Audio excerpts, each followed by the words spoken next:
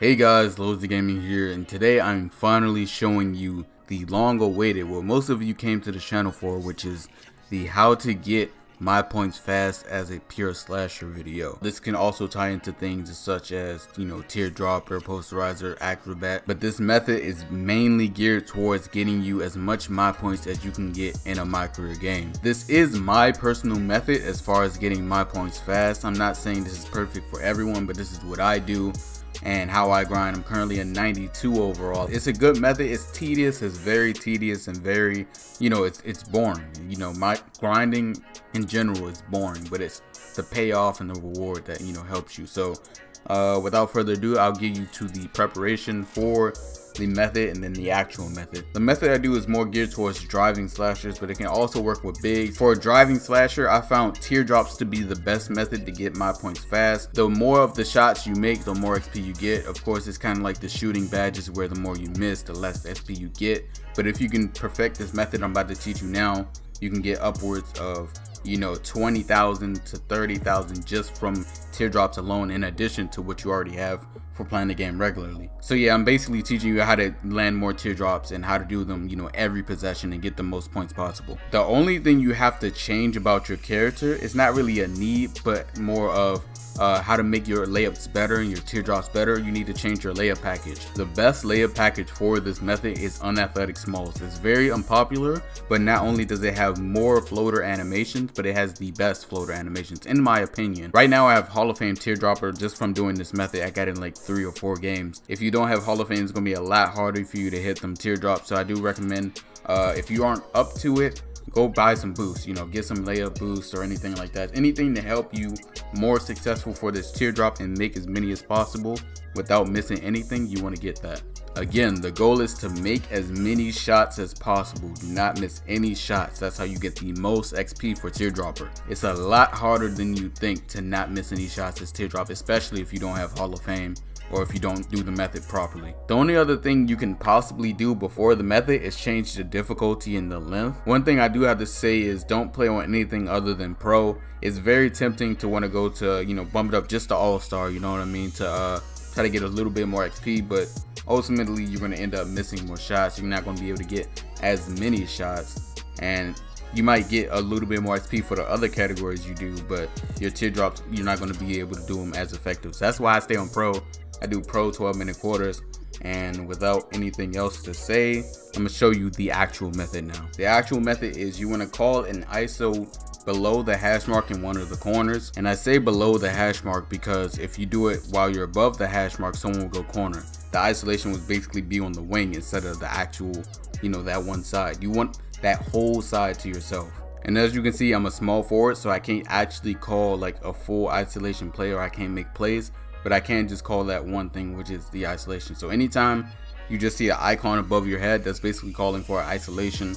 You want, like I said, you want to make sure you're below the hash mark and you're set. What I usually do is I post up, and I have post spin technician bronze. I don't get it anything higher, but it would help if you had it. So I post up and I do a post spin towards the basket, and that's when you want to do your floater. Like I said, unathletic smalls, you get a lot of good floater animations after you post spin.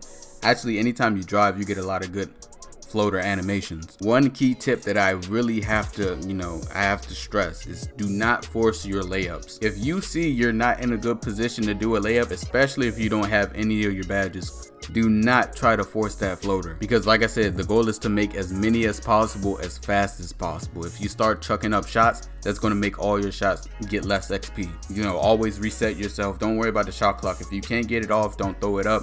Just, throw away that possession. Do not force your floaters. Do not force your floaters. Even me having it on Hall of Fame, I can't make everything. Now, there are some other ways to get easy floaters, especially in Takeover. Takeover, a lot of people don't notice, especially if you play Park a lot. In Takeover, if you're a slasher, which is a small forward or below, you get easy blow-bys. Like your blow-bys as a slasher go up an insane amount. That's something a lot of people don't actually know, so I thought I'd mention it. When you're in Takeover, you get easy blow-bys. So when you call the isolation in Takeover, all you have to do is run not directly into them, but run at their shoulder, and you'll be able to go by for an easy floater. Another thing I have to stress, and this includes badge grinding, is you never want to go for more than one thing. Ever never go for more than one thing. That's what stops a lot of people from actually progressing on one badge, is they're trying to get too many at one time. You know what I'm saying? So like this clip here, you know, I can go for a self oop, or I can just attack the basket, do a euro, you know, I can do anything else, but you have to be focused on what you need